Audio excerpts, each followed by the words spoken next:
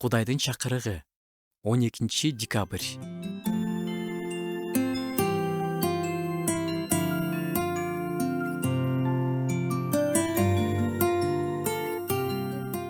Кудайдын алдында эч нерсе жок болуп кетпейт. Унутулуп калбайт.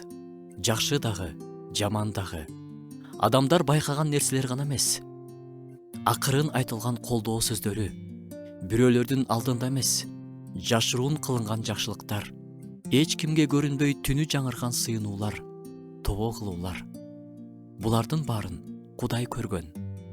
Тескерисинче дагы жашырып койгон деген, эч ким көрбөс экен деген жаман иштер, кылмыштар, жаман ойлор, жалган, ич күйдүүлүктүн баары Кудайдын алдында.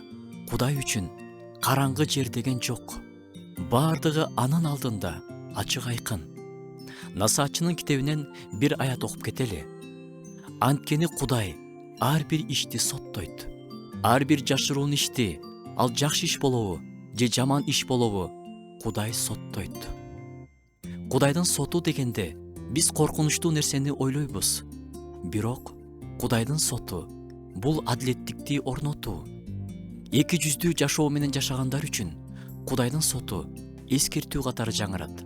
Ал эми адилеттикти издеп, жакшылык кылып жашагандар үчүн Кудайдын соту деген сөз убада катары жаңырат. Анткени Кудай жакшыны да, жаманды да ачыкка чыгарат. Чын жүрөктөн суусаганга берген бир чыны суу да Кудайдын алдында унутулуп калбайт. Ушунун баарын уккандан кийин ойлонуп, мени эч ким көрбөй турганда мен киммин? Мен кандай ойлорду ойлойм? Эч ким көрбөгөн жерден кандай чечимдерди чыгарам?